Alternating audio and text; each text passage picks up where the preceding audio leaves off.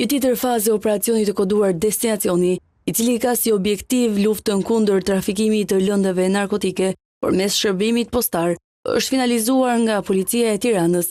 Gjatë operacionit është arrestuar një shtetas i cili akuzohet për trafikimin e kanabisit me përqindje të lartë të nga Shtetet e Bashkuara të Amerikës në Shqipëri.